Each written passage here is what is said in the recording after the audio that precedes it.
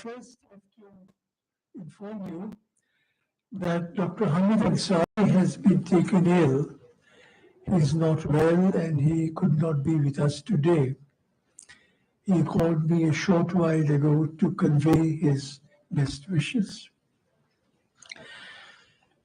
Friends, it is my privilege to welcome you on behalf of the Constitutional Conduct Group to the release of In Defense of the Republic, upholding the values at the heart of India's democracy.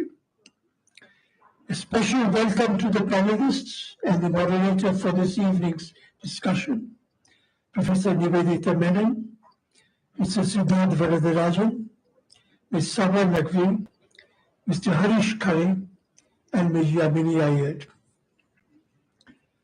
First, a few words about us.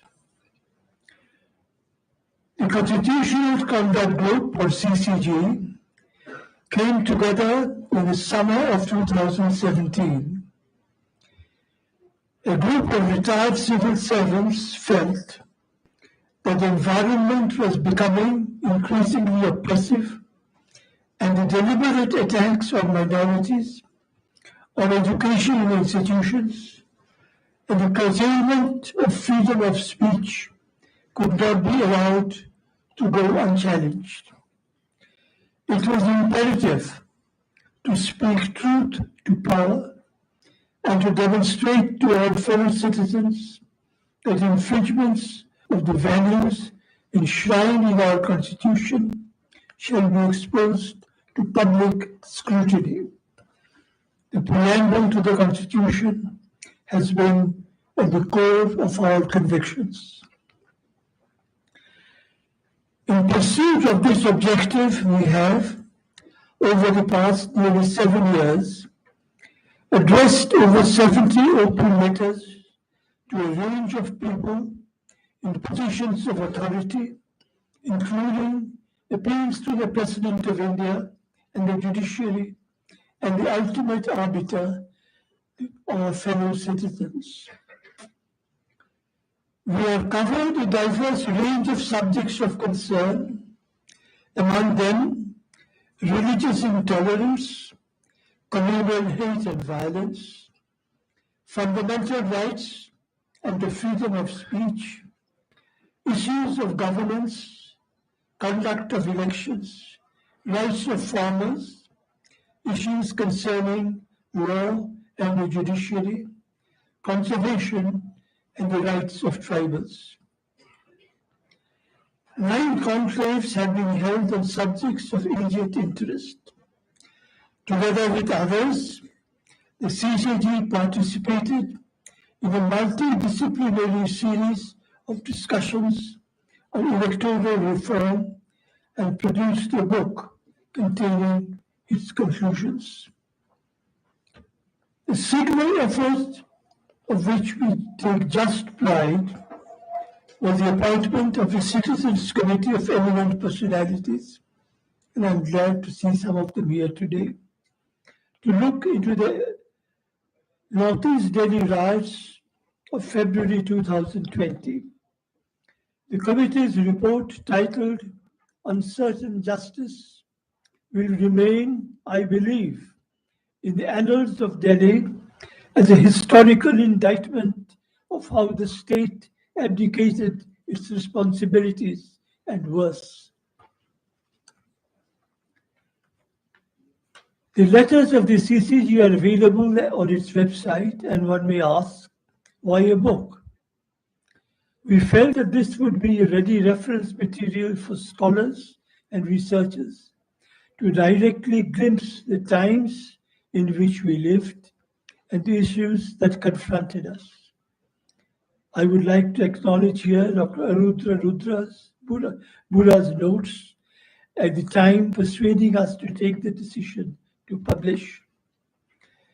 Without undue modesty, we also felt that the accumulated understanding of all aspects of governance of the nearly 200 members, their service careers totaling a few thousand years, spanning the length and breadth of India, as reflected in these chronicles of descent, had a lasting value deserving of preservation.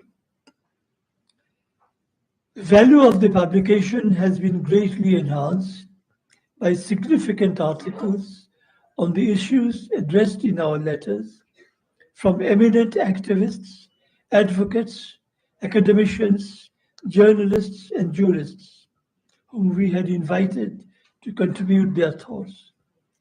We are grateful to them for their contributions, and I am very happy to see several of them here with us this evening.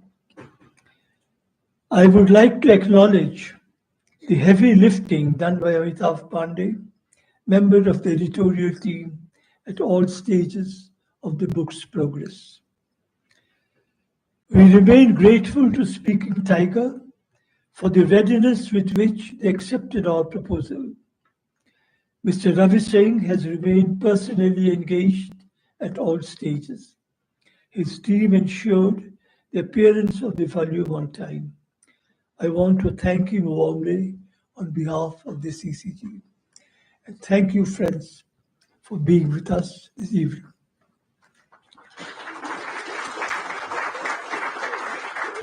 Mr. Ravi Singh, may I invite you to take over the proceedings of the evening? Yes,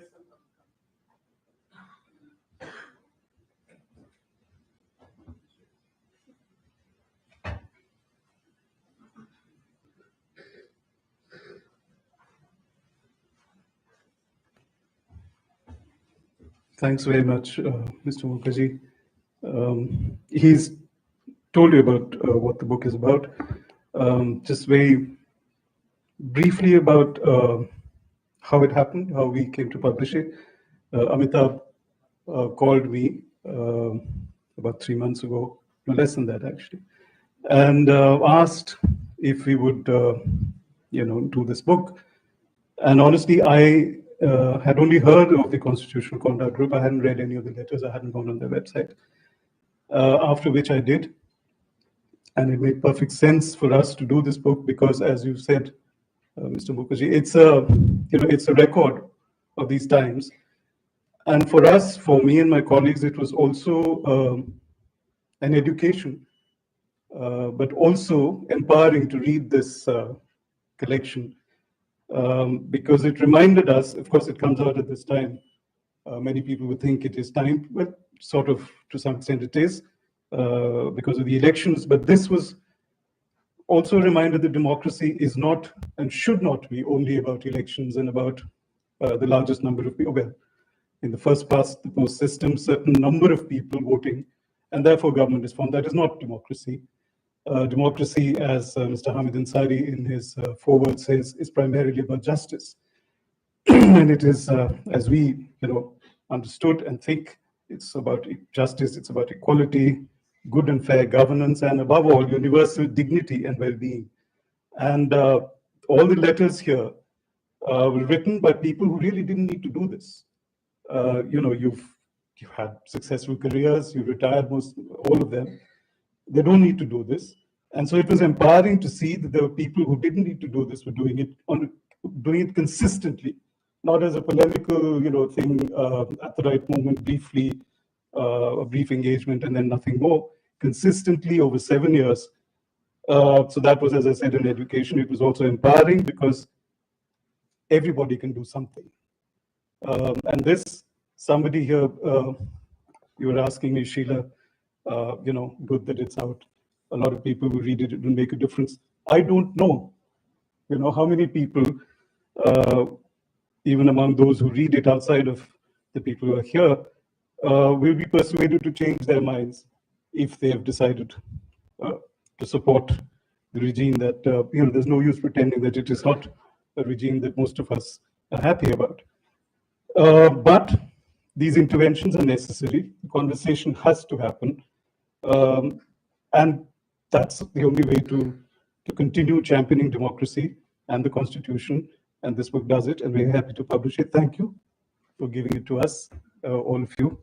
And in addition to the editors who put it together, and those who've written the letters.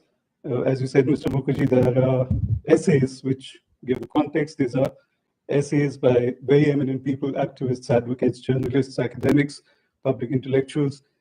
And I think their contributions have added rigor and clarity and credibility to an already important volume. We'd like to thank them all, and I'd like to name them in alphabetical order. Akar Patel, Anjali Bhardwaj, Anjana Prakash, Apurvanand, Aruna Roy, E.S. Sarma, Ganesh Devi, Harsh Mandar, Julio Ribeiro, Justice Madan Lokur, Neera Chandok, Pamela Philippos, Prerna Bindra, Rebecca John, and Siraj Hussain. Thank you all. Some of you are here. Can I please now request you to come up to formally release the book along with the panelists and the editors? Please.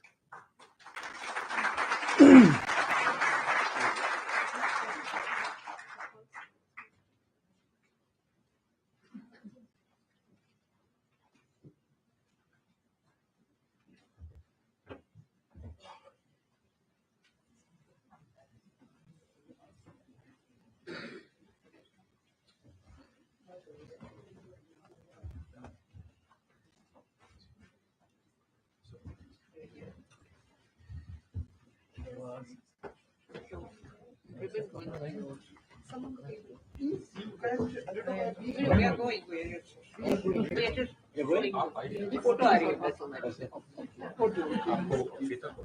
Photo. We all go. Siddharth, you're taking too much space.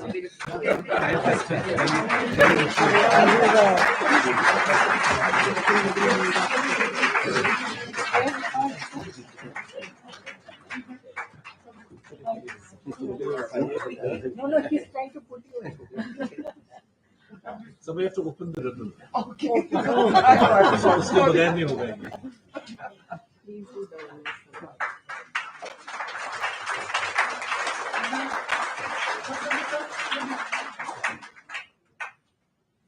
Thank you.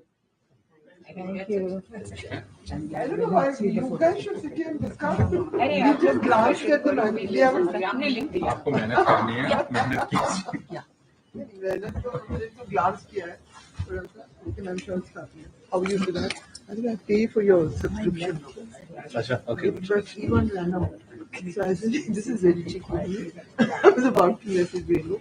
It's very good. Before we start the panel discussion, I'd like to request one of the co-editors, Meena Gupta, to just say a few words on our behalf. She's come all the way from Hyderabad for this function, and we wanted to.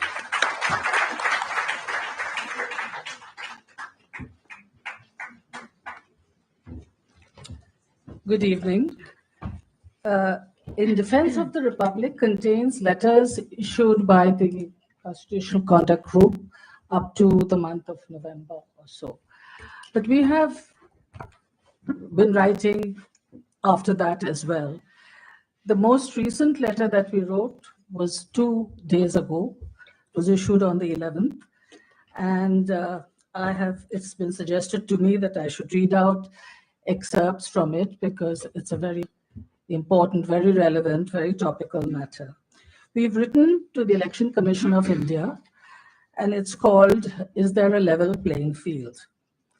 We've addressed it to the three the CEC and the 2 election commissioners, and we have introduced, the first paragraph is introducing ourselves, which we always do, as retired civil servants and as those who owe allegiance to the Constitution but are totally have no affiliation with any political party. So the letter starts like this. In the Election Commission of India meeting with officers nominated as election observers on 11th March 2024, the Chief Election Commissioner had stressed the importance of ensuring a level playing field for all political parties and candidates and keeping the polls free from intimidation and inducements. Just 10 days after this exhortation, Arvind Kejriwal, the Chief Minister of Delhi, was arrested in what is known as the liquor scam case under the draconian provisions of the Prevention of Money Laundering Act, where securing bail is extremely difficult. We are not questioning the right of law enforcement agencies to take steps to check corruption in high places and to bring to book the guilty. What we are concerned about is the timing of the arrest. The arrest of an opposition political functionary at a juncture when the Lok Sabha elections have been announced and the model code of conduct is in place reeks to our mind of deliberate, motivated executive action. The AAP CM's arrest is not an isolated instance. A disturbing pattern of harassment and witch hunting of opposition parties and opposition politicians on the cusp of the general elections calls into question the motivation of the agencies. It is puzzling why the Income Tax Department should reopen old assessments of the Indian National Congress, as well as those of other opposition parties, that too on the eve of a general election. The undue zeal in selectively pursuing these cases gives rise to the suspicion that the motivation goes beyond a mere desire to enforce justice.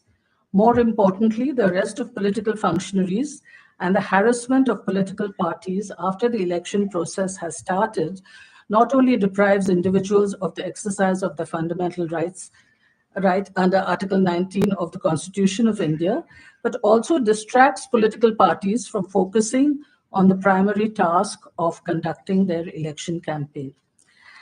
The pattern of events over the past month calls for firm action from the ECI to quell rising public suspicion that the ECI is sitting silent while politics of vendetta is being practiced to deny opposition parties the freedom to actively participate in the election process. To ensure that this does not continue, we would suggest that just as the entire government machinery in the states functions under the control and supervision of the Election Commission of India, activities of the central government machinery, especially the law enforcement agencies, should also be controlled by the ECI through exercise of its powers under Article 324 of the Constitution of India.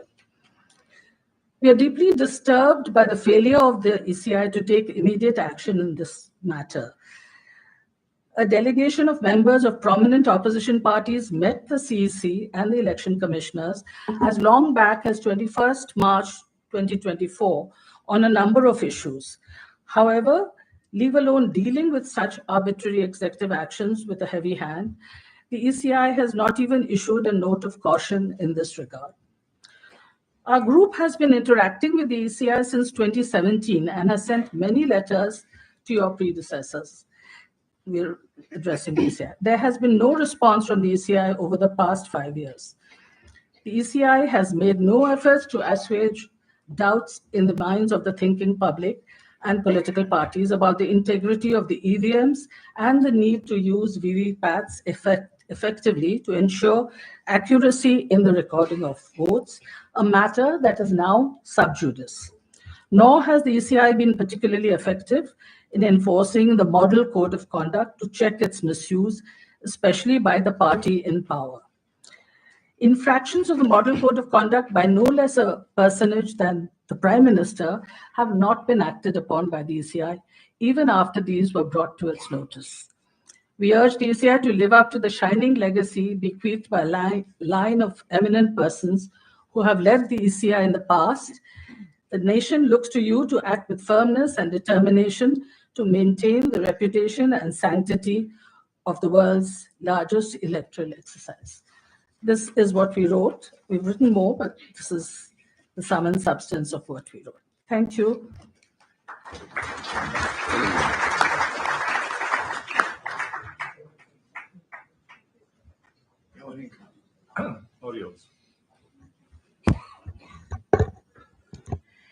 While read, is this? Yeah, it is. Good evening, everyone. While reading the book, I came across the opening quote in Pamela Philippos's article in the book on reasoned engagement with free speech and expression. And the quote, she quotes from Martin Luther King that says better than anyone else could why this book, why the CCG, why the interventions over these last 7 years and this conversation today are so critical and central to the democratic enterprise. So I thought I'll begin our conversation today just by quoting from Pamela's article. The ultimate tragedy is not the oppression and cruelty by bad people, but the silence over that by good people. This, Martin Luther King, this observation in more ways than one summarizes the reality of what we experience in India today. The deep culture of silence that has overcome most who have the power and the capability to speak out. Many prefer to do so quietly in their drawing rooms, but increasingly just in their heads. And there cannot be a worse place for democracy if most who are concerned choose to be overcome by fear and not speak for what they see around us. The fact that the CCG has chosen actively to come together, to observe, to speak out, and put this together in the form of this book is not just an extremely important historical record of our times, but in and of itself, a central and critical democratic act, one that I hope through the power of its example pushes more of us to take the words that are in our minds and put them on paper in our speech and to speak out loudly and clearly.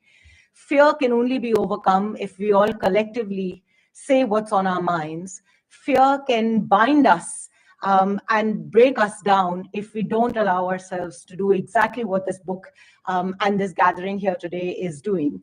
In its own way, this is an extremely empowering moment that we have this book. But beyond the book itself and the issues that the CCG has raised, to me, what really matters is who the CCG is and the ways in which it has placed its ideas into the public domain. The reason I say it matters who the CCG is because I have often wondered, what is it that enabled our institutions to more or less succumb faster than I would have thought? Why is it that there's such little robustness in our institutions, that a shift in political regime and a power structure that pushed institutions to behave in particular ways immediately shifted the incentive structure and moved institutions in particular ways? I also have wondered what is going on in the minds of those who are in these institutions. What are young lawyers thinking as they enter the profession? What are young IAS officers thinking as they enter the profession? What are young IFS officers thinking as they enter the profession? A lot also, what are young public policy thinking as they enter my profession? When you see around you, profession after profession, institution after institution, at best to be silent, but more than most, just and doing what is asked of them. In my work, I spend a lot of time thinking about questions of administrative reform and state capacity. And the one issue that we've circled around for many years, and I think about it a lot, is this question of how do you build institutional norms and values? How do you think about institutional purpose? And how does that build itself into the culture of institutions? It is when those who people these institutions, those who are icons for the young who enter these professions, those who have spent the bulk of their lives working in these professions, when they come together to speak out for the values that were meant to be held within these institutions, that the true power of these institutions comes. So when a young IAS officer is being asked to do various things, a young IRS officer is being asked to go off and raid people not because they've evaded taxes, but because they speak out. What goes on in their minds, at least they know that there are those who are part of this profession, who stood for something, who continue to stand for something, and serve as repeated reminders that in fact there is a core value to our institutions aligned to the Indian Constitution, and a consistent reminder of what these institutions stand for. Who speaks matters as much as what is said. And the fact that this group is people with so many iconic names who have made and shaped our institutions and made and shaped our democracy matters a lot for all those who are young today and who are witnessing what is happening around them and asking, often just quietly to themselves when they look in the mirror, whether or not they are doing the right thing, what values should they aspire to, and for folks like us to ask and answer the question that's on all of our minds: how do we move towards institutional renewal and institutional rejuvenation? Saving democracy also requires all of us to ask ourselves, what is it that we need to do to strengthen our institutions so that we do not become so vulnerable repeatedly to the powers of politics that can often push us in directions that take us far and far away from core constitutional values. Reading through these letters, and I have read these letters consistently over the last many, many years, have always been a reminder, not just that there are voices that can speak, but that there are people who belong to these institutions and remind us of a time when these institutions followed principles. And in the course of these very carefully drafted letters, there is no one who can draft letters better than good bureaucrats. I can read that through. But in this very careful drafting, which goes into careful legalese, line by line, you can also see sparks of what it takes to think about institutional rejuvenation. In each of these letters, there is both an expression of concern, there is both an expression of urgency, but there's also a very clear expression of what we need to do as institutions, as members of society, and as collectives to rejuvenate and save our own democracy. So there are also, I think, in these letters, a lot to learn for public administrators, for scholars of public policy. This is not just a record of our times. This is also a textbook virtually in public administration, in law, in how you take the Constitution and convert it into a live document of governance. And for that, it is extremely important from a very different hat that I wear as a scholar of public policy and public administration. I've often scratched my head saying, we just don't have enough textbooks. What do we teach in classrooms? This is actually also a textbook that can be deployed to teach in classrooms for students of public policy in the future to learn how to preserve their institutions. So for all these reasons, I am extremely grateful for this wonderful book and also for having the privilege of moderating this important panel today. Thank you very much for giving me the opportunity.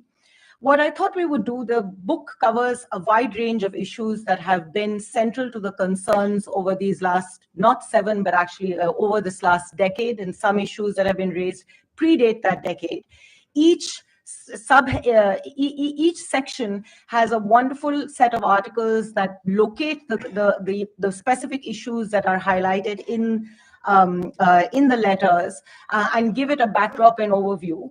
And I'm not sure we'll be able to do justice to each of these things, but perhaps to begin with, maybe if I could ask all my panelists to weigh in just for a few minutes on your initial thoughts, both on the book itself, but also to highlight from your perspective, both the critical issue that you want to remark on and where you see the interventions of the Constitutional Conduct Group play a role in these, and then we'll take the conversation forward. Since we'd like to keep this conversation, if I may request you to limit your opening remarks just to 5 to 7 minutes so that we can do a few rounds of conversation before we go forward. Sabha, would you mind if I started with you? People always come last to me, so this is an occasion. Okay, no, I'm joking. Yeah. I want to answer one question of yours, Yamini. Why are we so vulnerable? One of the reasons is we have a society where graded inequality is embedded, and we don't even show the consciousness of it in our press. And so I'm not going to elaborate on that, but there is a problem there. And even platforms such as ours, and I consider myself of very high caste. So I consider myself, let's say, a Sayyad. So graded inequality in our system makes us actually quite unique. And we ourselves are not conscious about this. So I'm flagging this because people just don't flag it in platforms such as this. And I keep thinking about this, that how is it that the most liberated minds the most brilliant work. We just ignore this aspect of our lives, even when we have conversations like this. And I'm not in a position to do anything about it but flag it. This is a remarkable book, and I'm so glad to have been invited to be part of this because there is a past and there is a future, and we need voices of conscience. And this is voices of conscience. It's people who are trained to be cautious, that is, bureaucrats have come out and put on paper everything, covered almost every aspect that should bother us in the Republic. And I will not only focus on Hindu versus Muslim because that's all that is the primary thing that people talk about. There are so many other structural things that are happening. As a student of politics and democracy, where if there is an opportunity, Yamini, I would like to talk about that. The structural changes, what is happening to the way we practice our democracy. That is the area which I know about, and that is very, very grave things which I ignored. It's not about flagging even the election commission, which we need to do. It is about voter lists. All of this is being ignored by opposition parties in many parts of India. That is the northern belt. It's not happening. Let's take it in Tamil Nadu. There are crucial things in the structural elements of our elections, which I could talk about. But I'll just say this, that at a time when people lack courage, when people say, don't go here, don't talk there, this will happen, that will happen. So it's just wonderful to hear voices speak out. But to the publisher who also gave a lovely speech, I think we should bring out a book on the psychology of living with fear and losing a country. We'll talk about that. But I think many of us are going through that process, and we still find the courage to come here and talk about it. But there are for instance, I have a social media account. I did not post it on social media because I know what the consequences of that would be. There would be immediate profiling and so on and so forth. But briefly, when we get back to the conversation, I'd like to talk about the structural elements of electoral democracy, which are being completely rejigged. And that's the area which I know well. And otherwise, thank you for this book. It will be a huge, useful resource material as a columnist and a writer. We all keep our books and we keep referring to things to write on columns. So this is going to be one of those books which all of us will have. And I'm very happy to be here. And I admire all of you for being these remarkable voices of conscience. And it encourages all of us to just carry on, to be able to laugh at our predicament, actually. Because it is quite a predicament we are in. There's a past and the future is looking entirely different from the past. Let's be clear about that. So thank you very much. Thank you, Siddharth. You want to just quickly offer your opening remarks? Thank you. Thank you very much. I think everybody said this is a remarkable book. And, frankly, going through a lot of these letters, a lot of these statements, I've seen before as a journalist. We've published many of them in the Wire. And I can't tell you the impact that the earliest letters and interventions and statements of the CCG had on the public sphere. When in 2017, it became apparent that the Modi government and the BJP are pressing full steam ahead with their communal agenda, and that this was taking on a menacing edge. There were incidents of violence. To have a group of distinguished former bureaucrats, spooks, diplomats, come out and issue that first statement in 2017.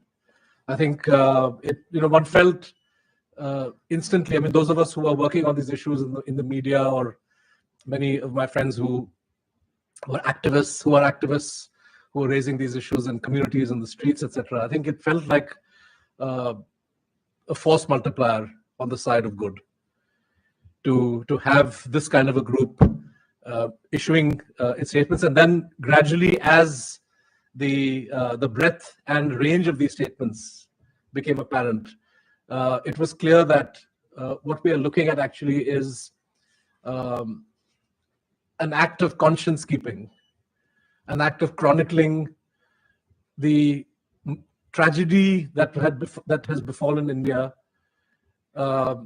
as each year of the Modi government brought newer and newer horrors in different spheres, whether it was the sphere of Hindu-Muslim issues or governance, economic issues. The fact is that the CCG has been there chronicling all of this, and I think it's a great resource now to have this in the form of a book. One measure of understanding the worth of the contribution of the CCG is to contrast this with the bureaucracy as it exists today.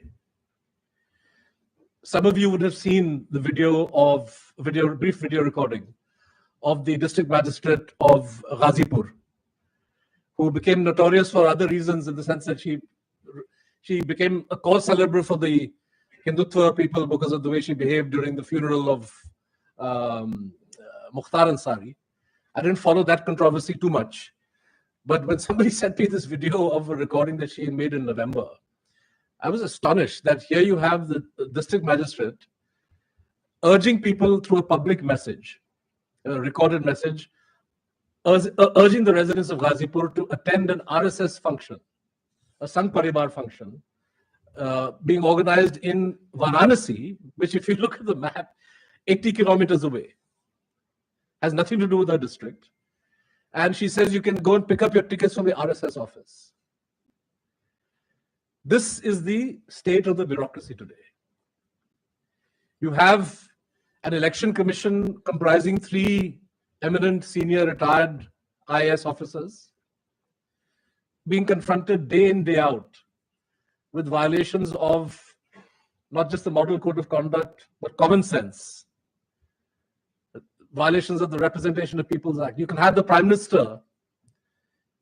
I think I've clocked 4 or 5 of his speeches now in the last 1 week, where he quickly dispenses with talk of Vikas, etc., and comes straight down to the Hindu-Muslim issue.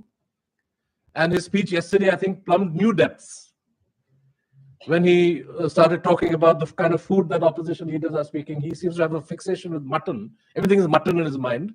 So fish becomes mutton. I remember back in 2014, when he was talking of buffalo exports, even that was mutton. But then he's a vegetarian, we can forgive him for that. But what he can't be forgiven for is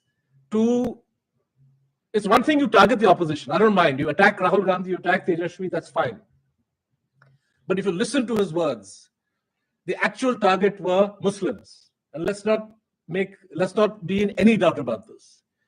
They use code words, Tushtikaran, vote bank. So his whole argument was that Mr. Tejashwi Yadav ate fish during Sawan in order to please Muslims and show Muslims how he is anti-Hindu. What kind of a prime minister is this? To have somebody and this is an appeal for votes that runs directly counter to the RPA, to the Model Code of Conduct. And you have, I know Mr. E.S. Sharma, who's a member of the group, has filed complaints based on earlier speeches made. And 3 former members of the steel frame, nicely rusted, sitting in Nirvachan Sadan, have nothing to say about this. They have nothing to say about the manner in which enforcement agencies are being used against opposition leaders. Today, if in West Bengal or in Jharkhand or in Tamil Nadu or Kerala, the state government were to use the police to arrest a senior BJP leader. Let's say Mr. Stalin decides to lock up Annamalai on some trumped-up charge. I can assure you that the Election Commission would intervene within the hour to say that the police is interfering with the electoral process. The same rules under which the EC intervenes in such a situation also gives them the authority to say that the ED, the CBI, the income tax are all acting illegally, are all acting against the fairness of the electoral process. In 2019, I met Mr. Lavase yesterday. He reminded me that in 2019, the Election Commission apprehended some funny stuff by the Revenue Secretary. So they actually summoned the Revenue Secretary to say, whatever you're considering, whatever action you're planning to take, you will do after the elections. The same EC back in 2019, and this is just to give you a sense of how deep and fast the rot has set in. In 2019, the Election Commission could tell the producers of this biopic made on Narendra Modi, blatant attempt to influence the electorate through a very shitty film. Well, leave that aside, but the EC was able to tell the government that this film cannot be released during the election. Today, you have a situation where films like Kerala Story are not only being shown, they're being shown on Doordarshan. And forget about the EC or anybody else, the judiciary is not bothered. So this is the state of affairs, and I think that the fact that you have members of the CCG intervening is very good. One, there's plenty of evidence of the success of your efforts. I would say that if Pragya Thakur has not been given a ticket again, it has a lot to do with the kind of intervention that the CCG and others made in the public sphere. There are other examples that I can cite too, but two examples of the success of the CCG's exertions are, one, the fact that the government saw fit to amend the pension rules or some kind of central service rules to threaten former officials of the security services and intelligence services that if they speak or publish or say anything without government permission, then they run the risk of losing their pension. And this was, in my mind, a direct product of the impact that the CCG and the statements were having. Second, this is slightly funnier though, is the fact that you have triggered the emergence of groups of B-listers and C-listers and D-listers among your former community who now issue statements defending the government. And some of these are highly absurd statements. I should say drafted in very bad English and very,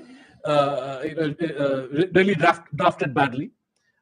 We saw an example of this group letter that emerged recently of lawyers, of course not bureaucrats, but this tendency to somehow emulate the good work CCG is doing by coming up with these statements of 100, 200, 300, so as to somehow color media discourse and make sure that CCG's statements or the statements of the kind that you issue do not get the same kind of play, I think is a measure of the impact that you all are having.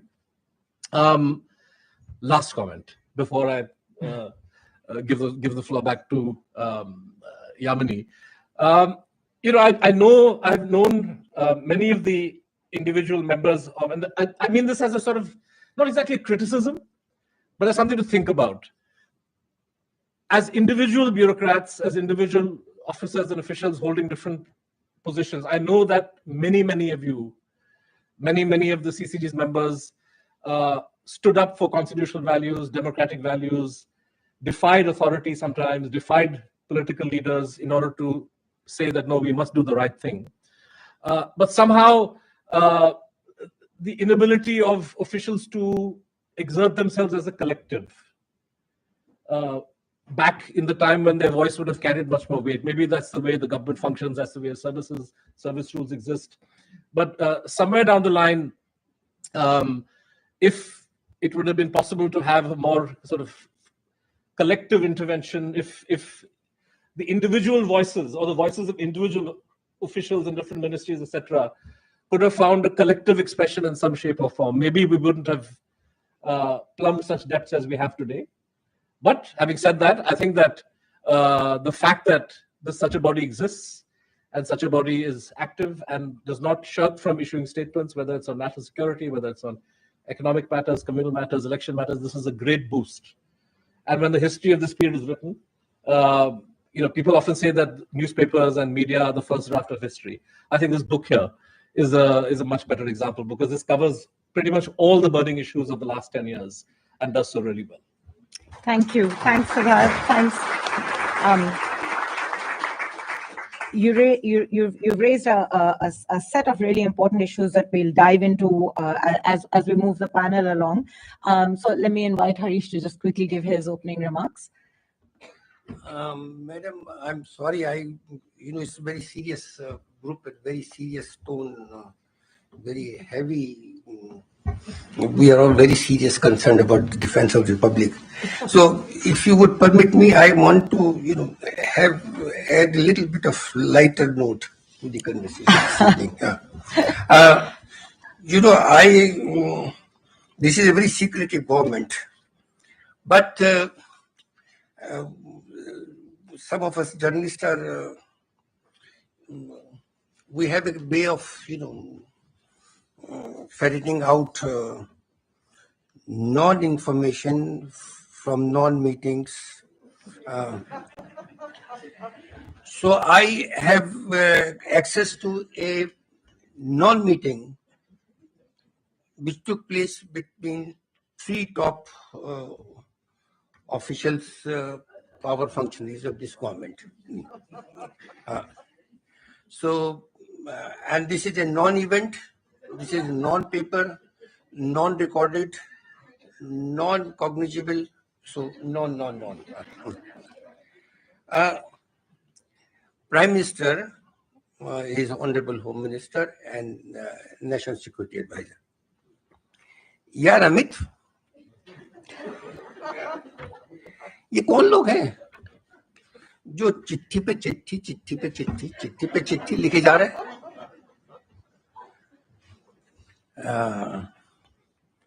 Home minister replies, साहब मुझे नहीं मालूम कौन लोग हैं ये, कोई गुजरात वाला तो दिखता नहीं है इनमें।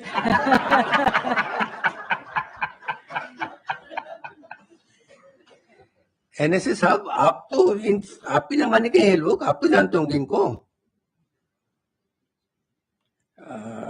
NSA says a little, he's a serious man, responsible man. He said, सब वैसे तो इन सब लोगों की छवि अच्छी है, सब कॉम्पिटेंट और ईमानदार ऑफिसर थे अपने जमाने के। पीएम से अमित, लेकिन इनका अभी तक FCRA क्यों नहीं रिजेक्ट किया? होम मिनिस्टर साहब, यही तो दिक्कत है, ये लोगों का ना तो कोई दफ्तर है, ना कोई एड्रेस है, ना कोई ऑफिस बेरर है, ये तो सिर्फ ईमेल वाले ही हैं। उस ईमेल पे अपनी पहलवानी करते रहते हैं। अगेन ही सेज, बट साहब मैंने अपने जॉइंट सेक्रेटरी से कहा था एक नोट बना दे तू इनके बारे में, तो उसने लिखा नोट, ही रीड्स टूटी फूटी इंग्लिश में, पढ़ते हैं। These individuals are the last bastions of civil society. They can be said to be involved in defiance, even resistance with a capital R. PM very impatient said, अरे क्या बाबू का ज्ञान हमको पढ़ा रहा है तू, मुझे नहीं सुना। हम लोग सरकार में हैं और संघ के साथ मिलके हमने जितनी ये पूरी एनजीओ वाले इनकी दुकान बंद कर दी है, और कोई हमको कैसे नसीहत दे सकता है? Placatedly the home minister says, साहब इनकी कोई सुनता तो है नहीं। प्राइम मिनिस्टर अगेन इरिटेटिंगली, अरे अमित तेरे को 5 साल होम मिनिस्टर के दफ्तर में बिठाया, तो अभी तक अपने तेरा दिमाग अहमदाबादी है। मैं तेरे को क्रोनोलॉजी समझाता हूं। देख, ये लोग लिखते हैं तो जितने IAS IPS फॉरेन सर्विस वाले पढ़ते हैं, वो सब इनके जूनियर रहे होंगे किसी जमाने में, थोड़ी तो रिस्पेक्ट होगी ना, करते रहते हैं। फिर उसके बाद ये जानवर है सोशल मीडिया, वो सब वो लेके आगे, बॉल लेके आगे चलते हैं, और उससे ज्यादा अपोजिशन को टॉकिंग पॉइंट दे देते हैं। और मुझे लगता है कभी कभी जजेस भी इनकी बात सुन लेते होंगे, नहीं तो ऑल दी कॉन्स्टिट्यूशनल डेलिक्वेंसीज की बात करते। कोई मेरे को कह रहा था इसका मतलब क्या हुआ कॉन्स्टिट्यूशनल डेलिक्वेंसीज का, तो NSA ने समझाया कि कॉन्स्टिट्यूशनल डेलिक्वेंसीज क्या होती हैं। और फिर सबसे ज्यादा तो आर्मी वाली इनकी बात, कुछ गलत हो रहा है यार, कुछ गलत हो रहा है इसमें। और सबसे ज्यादा ये फॉरेनर्स भी इनकी बात सुनते हैं, विदेश में थोड़ी अपनी छवि ठीक नहीं है, इन लोगों को कुछ करना पड़ेगा। तो एनएसएस सेज साहब दैट इज वाई मैंने तो इन सिविल सोसाइटी वालों के ऊपर आइडियोलॉजिकल धावा बोला था। वो किसी ने इनके यहाँ कोट भी किया है, किताब में लिखा है कि ये लोग सिविल सोसाइटी इज, वो सबको फॉरेन एजेंसीज, फॉरेन एलिमेंट्स, विदेश वालों के लिए आने की फैसिलिटेट। तो ये बहुत, but I must say sir, ये जो ग्रुप के लोग हैं ना, ये बहुत शातिर लोग हैं, शार्प लोग हैं, हमारी बातें एकदम समझ जाते हैं हम क्या करने जा रहे हैं और उसका जवाब देना शुरू कर देते हैं, करवाते हैं। तो पीएम से अरे भाई इनकी तारीफ ही करते रहोगे या ये मुझे बताओगे कि इनको न्यूट्रलाइज करने के लिए क्या करना है। कहने से कहा सर हमने कोशिश तो की थी, कुछ लोगों को लगाया था काम पे, पुराने रिटायर्ड आईएएस वालों को, लेकिन कुछ दम निकला नहीं, वो they all fade it out. PM से चलो भाई कुछ, लेकिन एक बात ध्यान रखो आप दोनों, अगली टर्म में इनका कुछ करना पड़ेगा। Thank you. Wonderful. Let me apologize in advance. I'm going to bring the tone of this discussion away from the non-event, the non-serious, the non-vegetarian, to an extremely pure vegetarian, boring, serious celebration of the CCG and this book, which all of us are agreed is truly remarkable. I have been reading these letters, as many of us have, as they were issued. Many of them we published on the site that we run called Kafila. And I'm going to focus on one aspect of the CCG's contribution in terms of their open letters. There's an entire section on elections and voting. And I must say that I was one of the few malcontents who began to suspect that there is something seriously wrong with the way elections are being conducted. And as an academic and as someone surrounded by people who study elections and write about caste arithmetics and so on, and also who are quite, there's a kind of technophilia in my profession and in our class, that if there's a machine and that machine works, it must surely be better than something you could do by hand. And so there was a kind of a way in which people like us were told we were being apolitical. We were not. So in fact, I remember I was told once by a friend, maybe you're not understanding that it's not the EVMs that have been manipulated, it's the Hindu mind. So somehow that seemed to be a more political analysis of elections than the kind of things we were saying from 2019, definitely, that there are issues with the way elections are being held. And I think one of the reasons why people of our circles don't want to acknowledge it is once you acknowledge it, what do you do? Where do you go? It's like being in a terrible marriage, being abused daily. And if you acknowledge this as abuse, where do you go? Where does the wife go? And we are the wife in this situation, there is no doubt. The people of India are the wife in an extremely abusive marriage. There is no doubt about it. So given that one felt so helpless in trying to figure out what it was that was going wrong, once the letters of the CCG started coming out, it was really very, it's difficult to say reassuring, it's difficult to find the right word, because it's not reassuring to know that this is a marriage that will not survive. But it was reassuring to think about it this way, that the elections were being won in all kinds of manipulated ways. And I thought I would actually read out some parts of some letters that they have written to the Election Commission, pointing out very specific problems with the way elections are being conducted. And the point is, these are people who have lived through elections, conducted elections. So they're not some kind of crazy radical academics, far from it. And so it was actually very, very useful to have these letters. I'll read some of those sections out in a minute. But before that, I want to talk about, right in the beginning, they say what it is that moved them, what it is that drove them. This is in the introduction, and they're talking about the letter they wrote on the Kathua and Unnao rape cases. And they said that it is important to clarify this in this introduction. It says, it is important to clarify that this letter was not just about rape or sexual crime or the vulnerability of women and children or the weaknesses in our criminal justice system. It was not just about the administration of law and order. It was not just about the crimes themselves, nor about the pathology of hate and division. It is about, and this is what the CCG stands for, and this is what tells us what we should stand for. It is about the collapse of the values on which our constitution is based, about the systematic destruction of institutions, of the climate of fear and intimidation and the propagation of a virulent form of hypernationalism, especially a nationalism identified with a singular religion and cultural identity.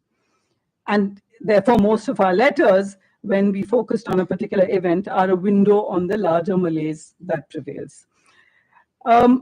Now, when it comes to the letters on voting and elections, there are letters on linking voter ID and Aadhaar, why it's a dangerous move, potentially leading to the profiling and targeting of voters, on VVPATs, on the need for accurate and updated electoral rolls, on the threat to federalism from simultaneous elections to Lok Sabha and Vidhan Sabhas. These are letters which are thoroughly researched and clearly articulated and bring out into the public domain issues which we may not have, which the general reading public, even the public that is very concerned, would not have thought through or would have perhaps not even been aware of, given the state of the media. So, for example, this linking of voter ID and Aadhaar, which is still going on and which now it's presented as if it is optional, but it is not. So I'm wondering how many of us will be actually able to vote in the upcoming elections. As I'm speaking to you, I'm thinking I should check this up and if necessary, link the damn thing. The CCG has consistently drawn, apart from all of this, drawn attention to irregularities in the conduct of elections, especially the 2019 elections, about which it drew the attention of the ECI too. These are some of the points that they raise.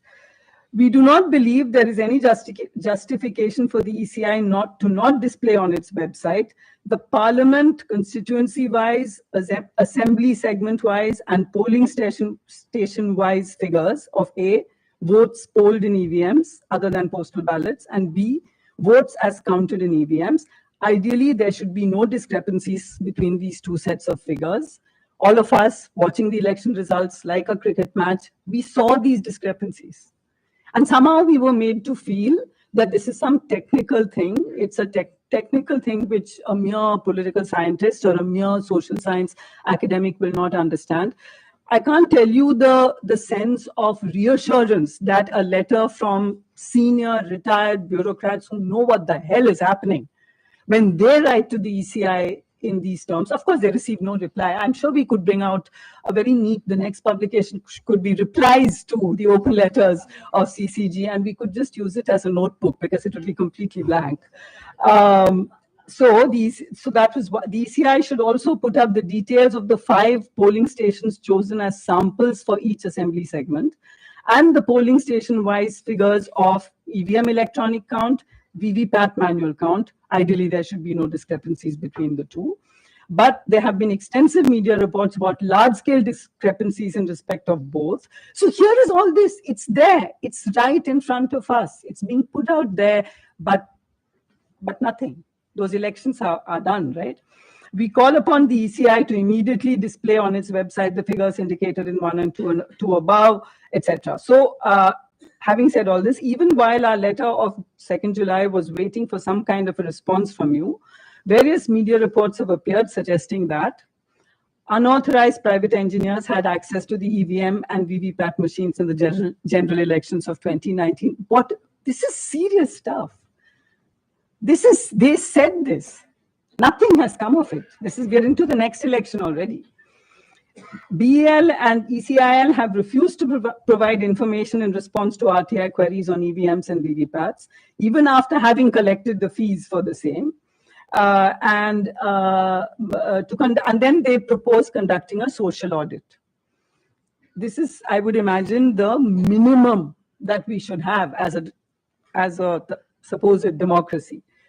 To conduct such a social audit, we propose, and there are 5 clear points about how the social audit should be conducted. The machines used in 20 select Lok Sabha constituencies should be provided to a social audit group. The 20 Lok Sabha constituencies will be selected by the social audit group.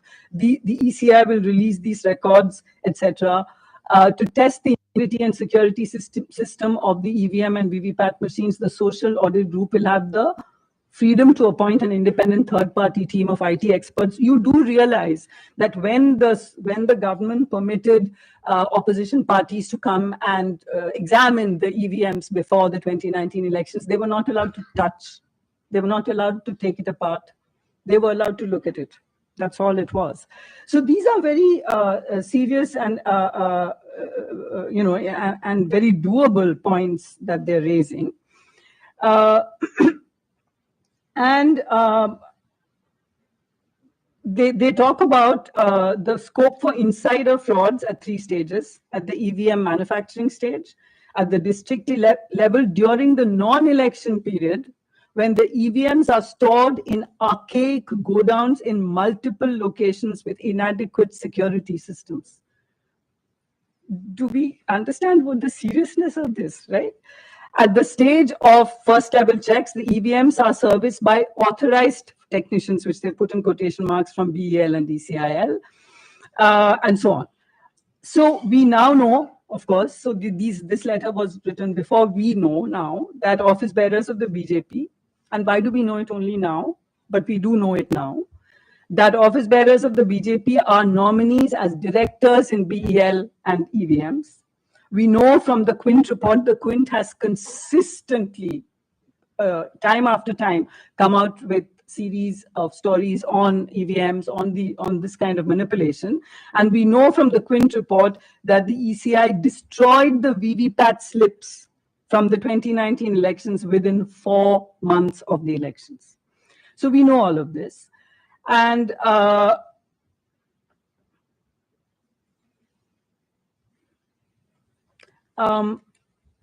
I just want to conclude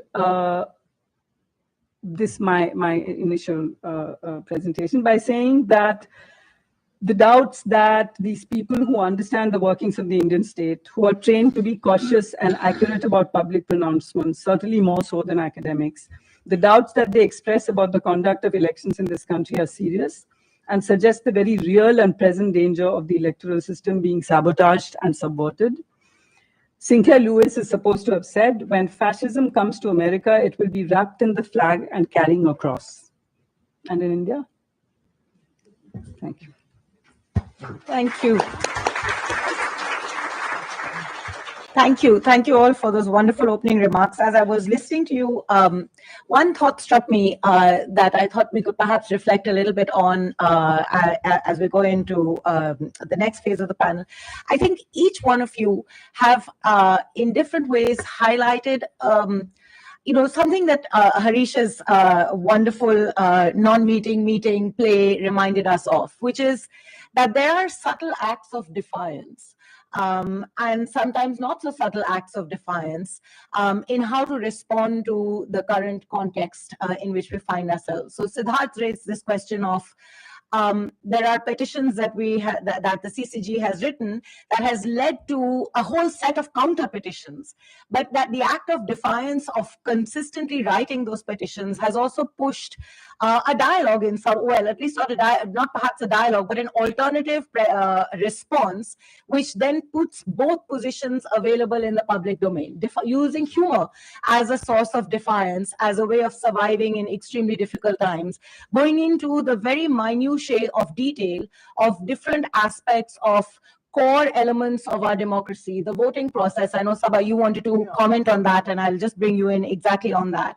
But I think in the course of these last 10 years, as we have documented various steady backsliding of our institutions, backslidings of our freedoms, the deep penetration of bigotry, communalism, and violence in our everyday lives, we have also seen very, very important acts of defiance, many of which we have referred to in the course of this conversation. And I was hoping that in the course of, as we dive into different subjects for the next 10, 15 minutes or so, that the panelists, I would request you also to just reflect on which are the acts of defiance in this process that have at least sparked some possibilities of rejuvenation, so that we can walk away today with some, I don't know if hope is the right word, but at least some ideas of what should be the direction of the fight going forward. So Sabha, if I can bring you in on the election issue. Hi, thanks so much. So there is a letter in this book on page 109, which speaks to me, because I have been desperately wanting people to do something about missing voters on electoral rolls, because I have met them myself in my reports. And here's the thing, this is not a technical problem, this is a human problem. And why you're having put this in your book is important, because the opposition in Uttar Pradesh is not doing very much about it. Let me explain to you. Let me tell you a story then. Let me not talk. Let me tell you what I found on the ground. I put it into my own book. How I found voters just vanished. So in the first phase of voting, which will begin in 6 days from now, they have shifted the dates around a bit. So certain Muslim majority areas of UP will vote, which are Muradabad and Rampur. These are places I've been going back to again and again.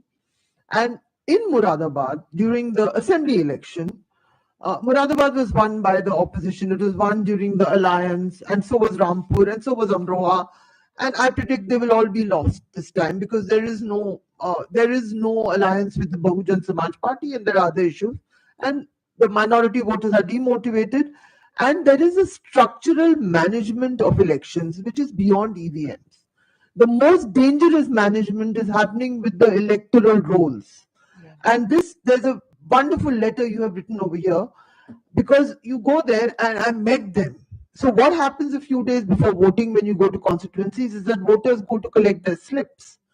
So they were all running around in the assembly election to collect a slip of a candidate who was the Muradabad city candidate. He was a Muslim gentleman, and they were not finding. Their names had vanished. Entire families' names had vanished. And then I took their names and I went running to the candidate and I said, Haji Saab, aap iske liye kuch kar rahe ho? He said, हाँ, सब हो रहा है, मेरे लड़के यहाँ हैं. He had done nothing about it because he had not applied himself to the process. He had lost the previous election by 3,000 votes. He lost this one by 900 votes. In the office of the BJP in Muradabad city, I met a gentleman there who I have again mentioned this all in my book, who has now been made the state unit president. It is not even a secret. He heard me talk about the first phase of 2019, where I thought Muzaffarnagar and so on, the RLD may have done well. And he heard me and he said, हाँ सबा जी मैं आपको बताता हूँ उस booth में यहाँ अमरोहा शहर में ऑपोजिशन ने सही किया है मुजफ्फरनगर में शायद 5,000 वोट से वो हारेगा जयंत चौधरी 3-5,000 से हार जाएगा he was bang on. He was an RSS worker. He is now the state unit president of the BJP. These were people you meet on the ground when you do election reporting. They knew every voter booth, every who lives around where. And the SP guys knew nothing. They had not even declared the candidates till the last minute. And the same thing has been repeated. just now. They have issued two tickets in various places. People are fighting. So if your voters are going to disappear and you're not going to do anything about it, forget about the EVMs. That is the next stage. And this is something which I've been writing about. I've written about it. And the other, you're dealing with the machinery. We're dealing with a force which has mapped every area, every constituency.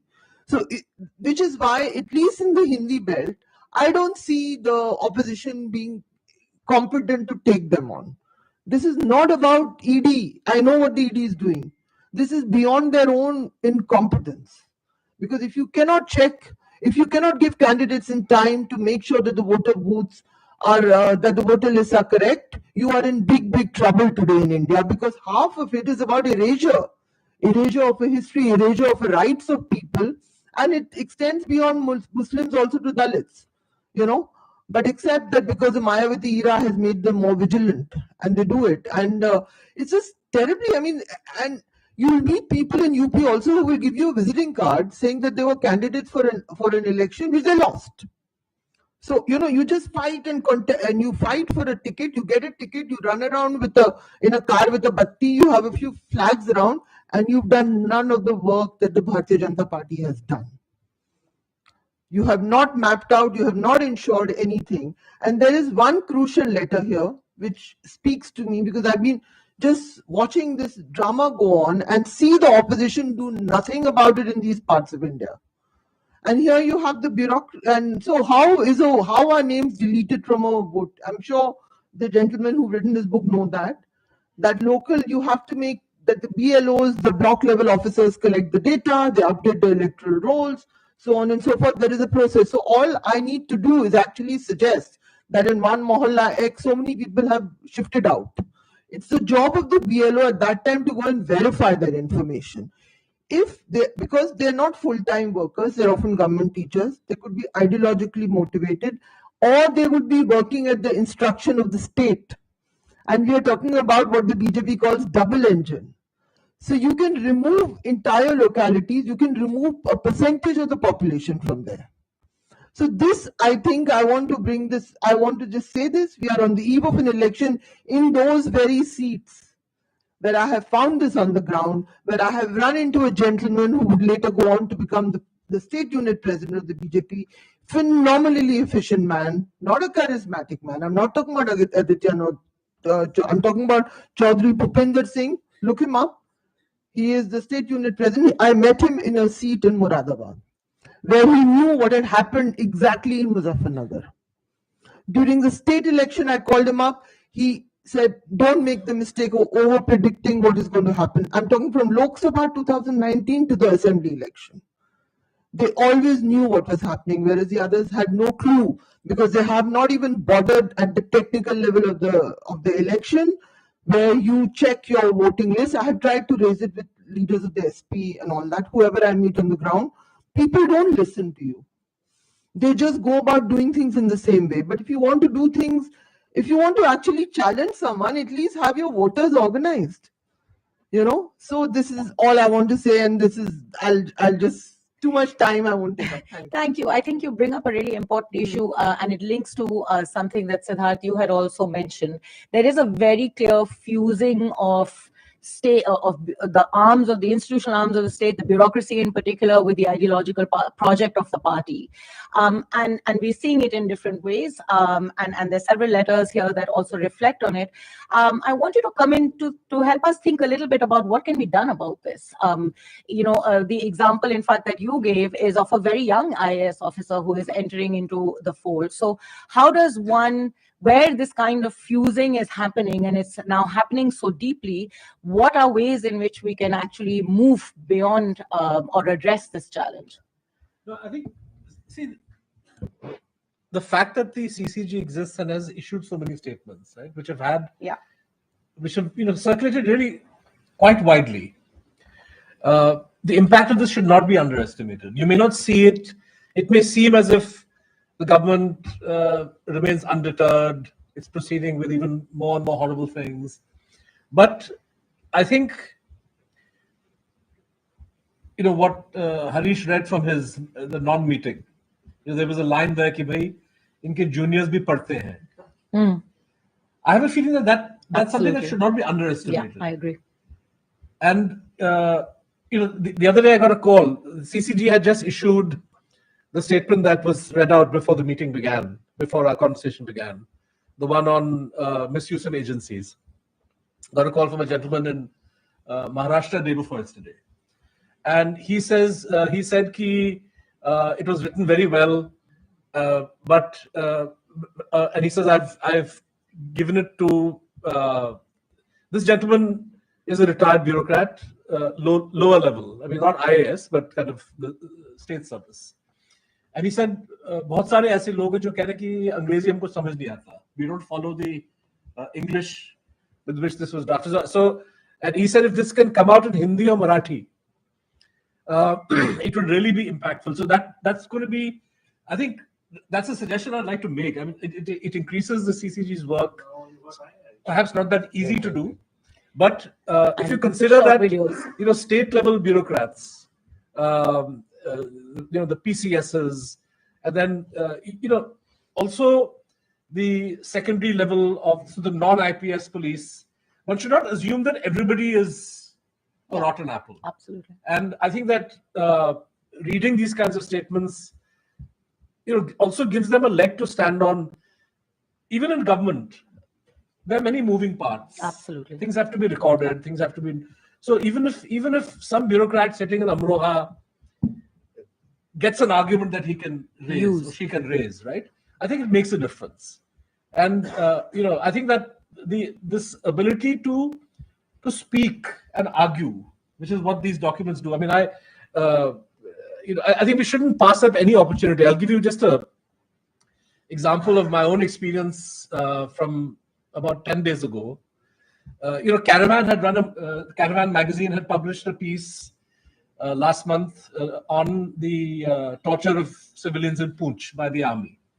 And they received a takedown notice, and they had to take the piece down from their website. We decided at The Wire that we were going to run an excerpt.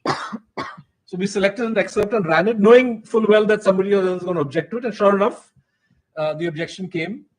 They wrote to us to an address that we don't use, or that is not meant to be for this purpose. And so we were not able to respond to them in time. And they held some so-called interdepartmental meeting. And they ordered us to take down the excerpt as well. So we wrote to them and we said, look, first of all, you didn't give us a chance to present our point of view. And so we request that a meeting be held. And so they convened the meeting. And it was a kind of online meeting. And so that was my experience with the so-called interdepartmental committee. So I counted 12 or 13 windows it was an online thing, Zoom. So there were joint secretaries from MHA, MEA, MOD, Army guy, Department of Legal Affairs, and so on. And I argued as to why their takedown notice was illegal. And they had no argument to give really, other than to say, well, the original Caravan article was wrong. I mean, we had ordered that to be taken down. So the takedown order applies to any excerpt. I said, please read our excerpt and tell me what is objectionable. He said, no, the original article was ordered taken down. So I said, well, what happens if I had run just a one-line excerpt? That Raksha Mantri Rajnath Singh went to Poonch on December 17th. And I say, this is an extract from the Caravan. Will you say this should be taken down? No. This is just one sentence. So I said, well, the words matter. And when I realized I wasn't making a headway, I just I said, look, you have to realize that you all took an oath on the Constitution. I don't know if IAS people do or not, but I just modeled it. I allowed it. I said, you all take an oath on the Constitution, and the Constitution guarantees fundamental rights of people.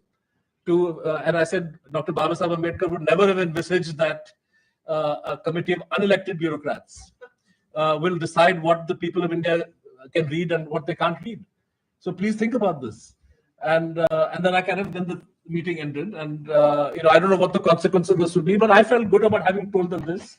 Yeah. And I'm sure that whether or not they may have said, okay, a stupid guy, whatever, but I think the fact that somebody tells them this is important. So I think these documents and subsequent letters, if they can come out in Odia, Hindi, Tamil, everywhere, circulate widely, they will have an impact. And videos. Exactly. I think short YouTube videos on these issues would make a very big difference. Harish, we have spoken about many institutions, but the one institution that we haven't in this conversation delved into in as much depth, but is a significant part of the body of letters that the CCG has written, and that has played both a role of complete capitulation and occasional defiance, is the judiciary. So I just wanted you to offer some remarks on how you witness this kind of interplay of the occasional moment when the judiciary will finally give you some opportunity of understanding how the interplay of money and electoral bonds and ED, CBI and IT have worked together, and on others refuse to give bail, refuse to give hearings. So where do we move from here, given that the judiciary is obviously playing its own balancing act? What needs to be done going forward? Frankly, I have no answer to that. But at the end of the day, it comes down to a crisis of character for the Indian elites that has been in the making for quite some time now. But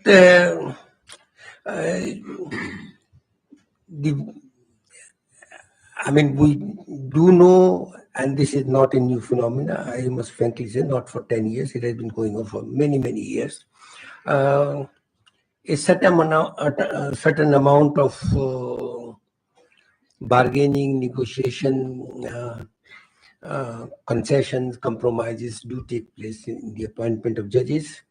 The very fact of the appointment, as the government said, executive has always been appointed. I know of one Chief Justice who became Chief Justice of India, and when he was inducted into High Court from the bar, he was taken to Rajiv Gandhi, and he said very clearly, "Sir, agar aap mujhe mauka denge to," first he touched Rajiv Gandhi's feet. "Sir, aap mujhe mauka denge to main aapke aur aapke parivar ki hamesha seva karta rahunga." And then he went on to. So it's but you have good judges, you have bad judges, you have rotten judges, you have judges with conscience, you judges. But to me, it has always struck. I always thought that 6 Krishna Menon Marg, which is the designated residence of Chief Justice of India, after the Prime Minister's residence, probably the second most influential residence. And anybody, by virtue of living in that even for 2 days, would have a kind of transformation of, rejuvenated conscience. But we have had such a disappointing array of judges. So there's no institutional solutions to basically why would one good IPS officer and why does it differently. I know in one day, I won't name the state election is taking place. The senior most security officer from Delhi rings up the head of an IG level officer, anti-terror squad. भाई ये press conference करके Congress party एक नेता का जरा नाम कर दीजिए इसमें कि we are investigating his links. So this officer said that this is not possible. Simultaneously, 2 hours later, without any connection, the MOS in the state calls the SP level of that officer, and he said, "But make the same request." And that SP level officer also says, "Sir, ye nahi kar paunga main." And MOS says, "Of all these years, we have made so many statements, arrests, वगैरह किए हैं of the book. What is the issue now?" And this SP had the courage to tell this MOS home, sir अभी तक जो हमने किए वो देश के हित में किए थे, जो आप कह रहे हैं ना ये नाजायज है. So what is जायज and what is नाजायज, that every officer, every judge, every IAS officer at some point or the other that should decide for himself and had the courage to change it. So there is no magic wand which you can say कि Mr. Balakrishnan won't go to Dubai every weekend. Or one wouldn't flirt with his maid. Somebody else would flirt with his maid. So you have all these good acts, bad acts, rotten acts. So that's it. Nivedita, if I can come to you before we take a few audience questions. This book begins with what I think is perhaps the most critical issue that confronts us, and the institutional atrophy that we've been speaking about, including the process of our elections, all comes back to this. It begins and ends here in some senses. The politics of hate, the extent to which hate and communal hate, bigotry and prejudice has pervaded every institution, and sees this complete merger between between religion and statecraft. I just wanted to request you to reflect on the CCG has in fact written, I would think, its largest numbers of letters on this issue. It has pervaded through a lot of our conversation here as well. Actually, in reading particularly the essays that preceded the series of letters in this book, I also came away with a sense of we've now got so caught in the silence around this issue. How do we move forward? In what way? Where are the sites of mobilization? Where will be the sites of the fight back? So I just wanted some reflections from you on this issue.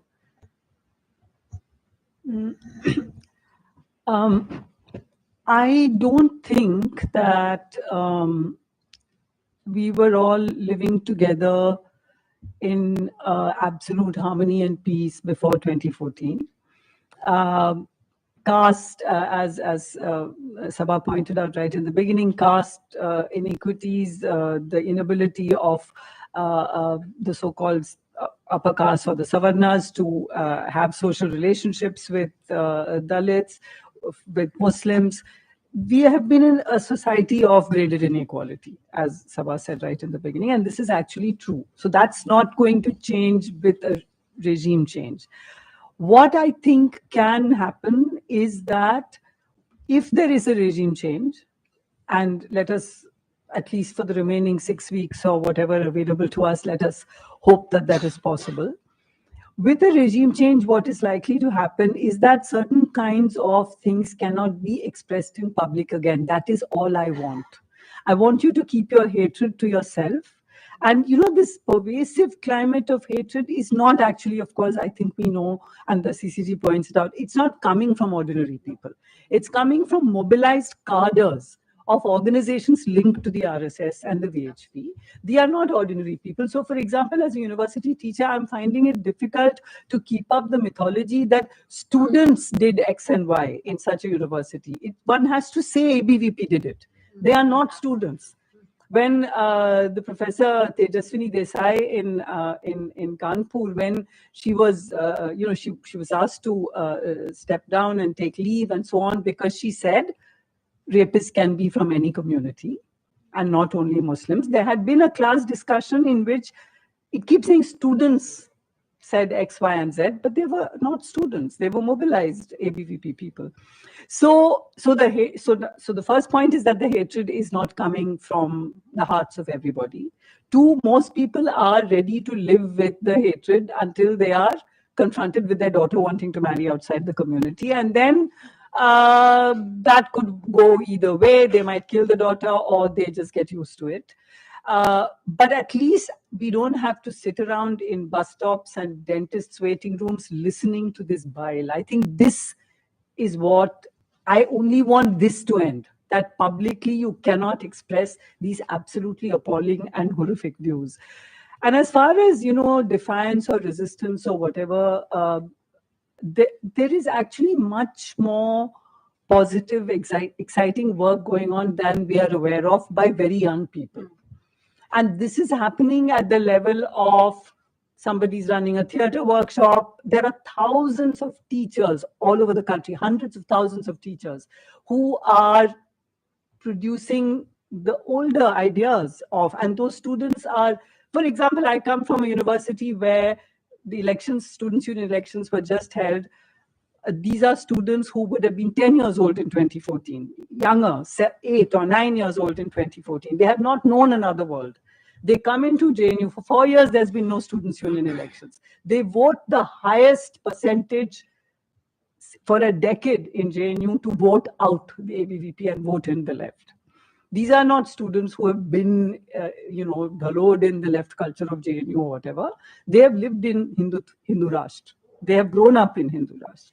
So I think there is a very strong way. I personally believe this election will be won by this regime again, only through manipulation and through the kinds of issues that the CCG has pointed out. Only, they will only win like that.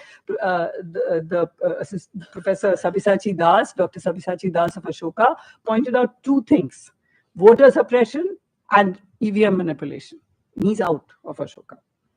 They got it. He got it, obviously. It's a highly dense paper, if anyone has tried to read it. It's very technical. It's not like a tweetable thing.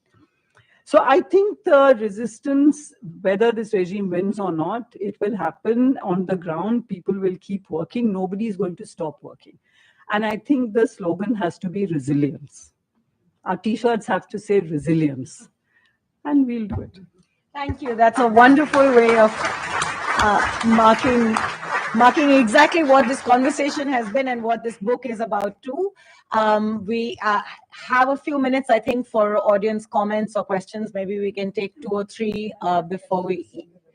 Yes. So, please.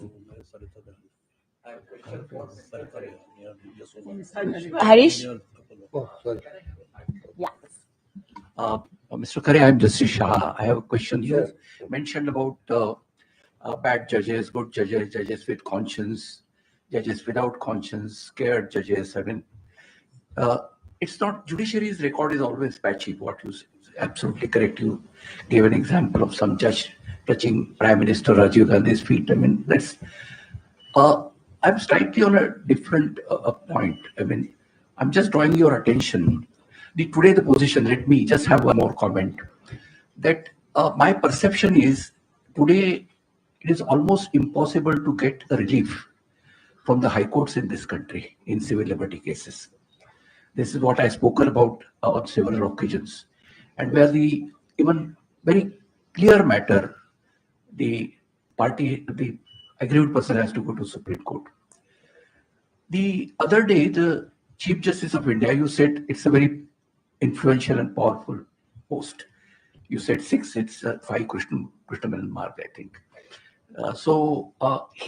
He told the judges in the country to leave aside their personal ideologies or their personal views, but they should really, their allegiance should be to the Constitution. He spoke in those terms. Do you think that this advice, I mean, for whatever worth it is likely to make, because you have been writing on the certain judicial verdicts, would you feel that this would make kind of a change or a more assertion of independence from the Indian judiciary? Maybe we can take 1 or 2 more questions and then we'll return back.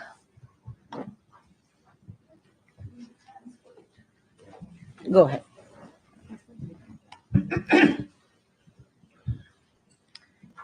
And then we'll come to you next. One of the things that when you look at the election commission and under the constitution and so on, actually when elections are declared and so on, literally the chief election commissioner and the 2 election commissioners are imbued with actually omnipotent powers, in the sense that they can summon, various kinds of officials. We see some evidence of it in terms of transfers of certain very key officials, but they can actually do that. And that is the role that was visualized. when this post was created. Of course, we changed it from chief election to other election commissioners after Sessions' tenure. So the election commission simply seems to have totally forgotten about this or put it away in some way back burner and it's never going to be used again. What is the view of any of you in the panel about the inherent powers of the election commission? Thank you. And Thanks. Thanks. That was a very, very interesting and in ways encouraging to meet like-minded and hear like-minded people. I just wanted to make a point, and it's for appreciation of this book, that all the issues that you raise of democracy, of freedom of speech, of how elections are being manipulated, are very, very critical. I'm not undermining that at all when I make my point here, but I'm very happy that CCG took note of another agenda of the current government, which somehow is never mainstreamed as much, is that they're also eroding very systematically through changing the governance structure, the laws, the policies that rule environment and conservation and rights of labor, rights of tribals, etc., on which actually, stand our, we live in a city where we can't breathe today, where it's harmful to breathe actually. And I think the fact that our natural heritage, our forests, everything that are being handed over to crony capitalists, that are being privatized, and the fact that CCG has consistently taken up those issues and sort of tried to have mainstreamed it in many ways. And a lot of you are journalists who also give space to, I myself was a journalist at one point, I still write. And I think I really appreciate that has also found space. And that's all I wanted Thank to you. say. Thank you. so, may I invite you to just. I will just confine myself to responding to Justice Shah's query. Chief Justice or judges of Supreme Court, High Courts, they are not strangers to real politics. In fact, part of the conceptual problem I see with this work, this book, is that this does not, the burden is bemoaning the excesses of the state and the executive. Whereas the burden of creating a democratic equilibrium is equally rests with those who are opposed to any incumbent regime. And the moment there is a semblance of balance, everybody becomes a share. Chief Justice will become a share. Nirvachan Sadan may become. So it's a some bureaucrats may say कि sir ये नहीं हो सकता.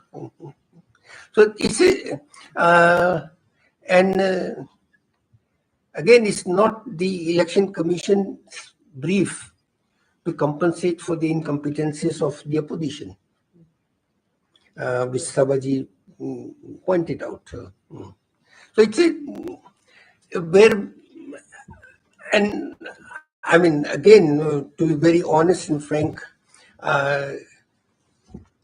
if the ruling party has an overdose of autocratic arrogance, the other side is groaning under a democratic deficit, if I may say so. So once we have a certain degree of balance in the polity, and that's where the election comes into play, where the masses will, themselves see the importance of a just Raja, as I say. So we will hopefully rely on so the corrective is not from one part of the elite versus another part of the elite, but from democratic pressure. And part of this work, perhaps it gives the guidance, reminding us of the basic principles. Absolutely. That's what it is. It's not the new normal. I mean, Mr. Jaitley said after 2014 there's a new normal. There is no new normal. The only normal is the Constitution of India and constitutional values. No other source of legitimacy, not Bhagavad Gita, not Quran, and not Bible. Just because you have done Pran Pratishtha doesn't make you immune without my questioning.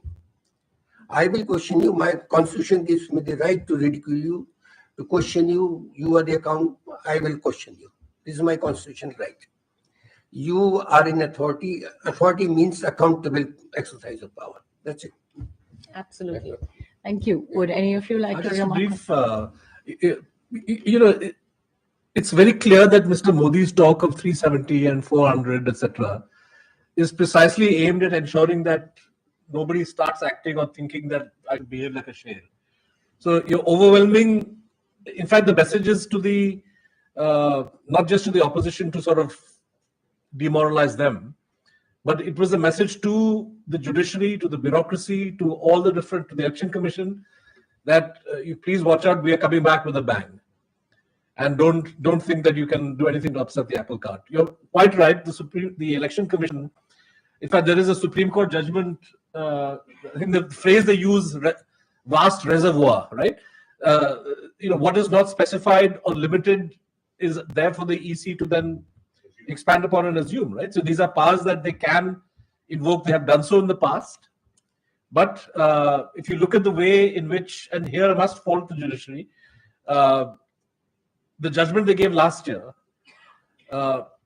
in keeping with the spirit of a free, fair, and election, was to have an independent election commission, which by definition should not be dominated by the executive. They proposed a formula.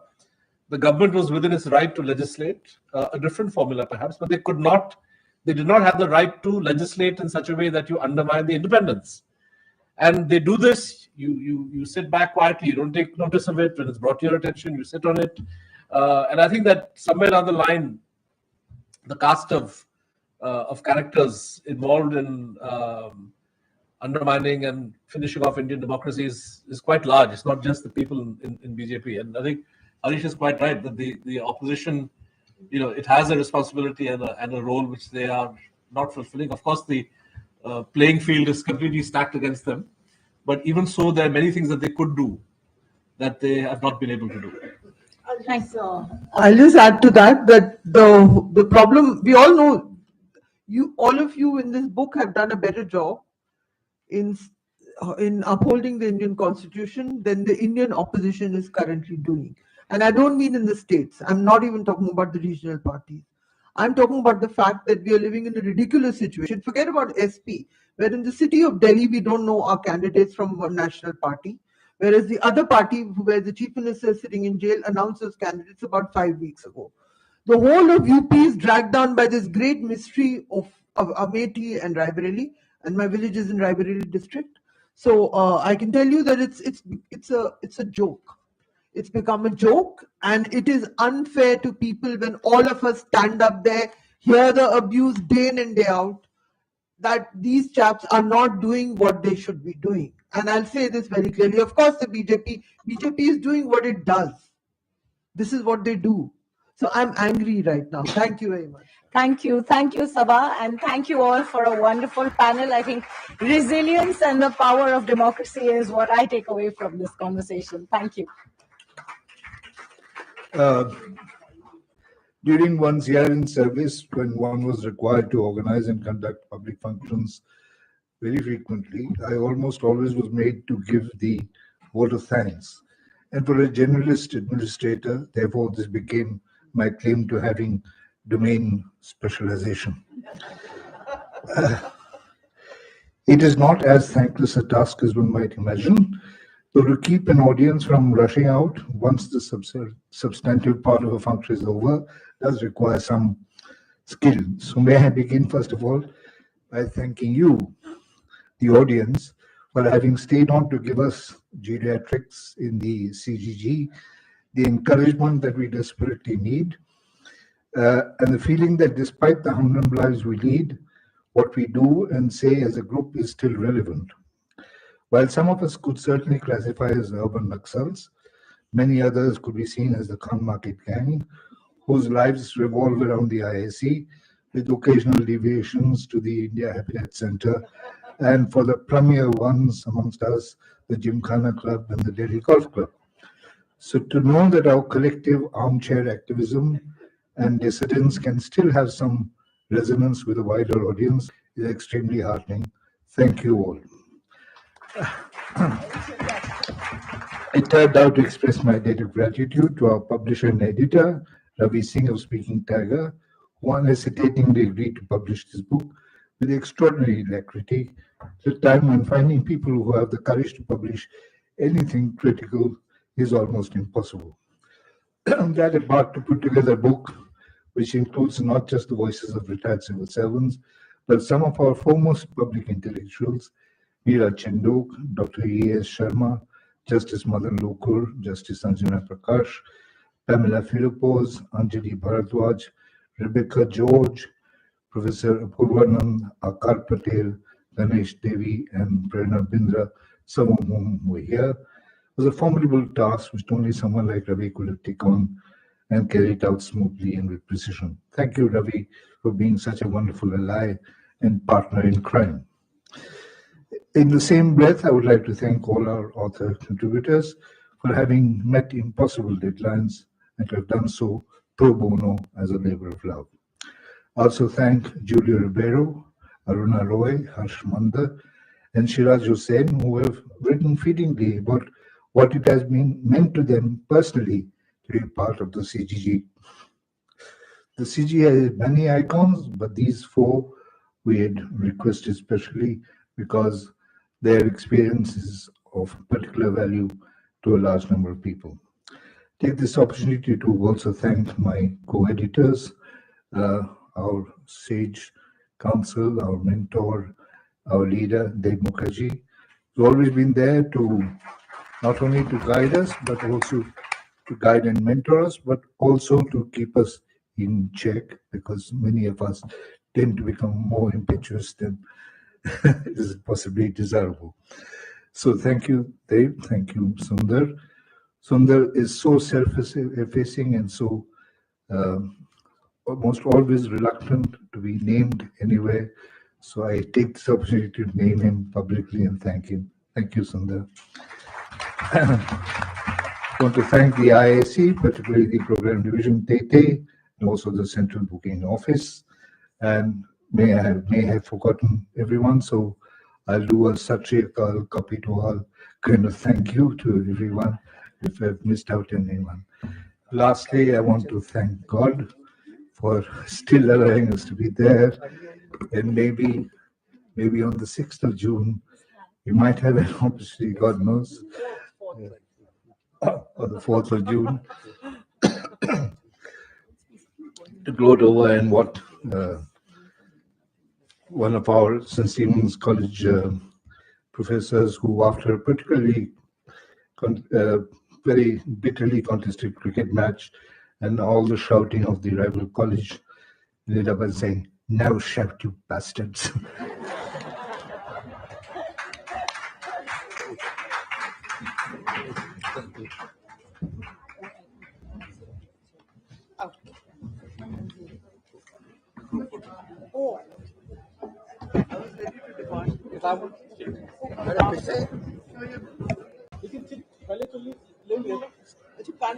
Please come. Come for a photo.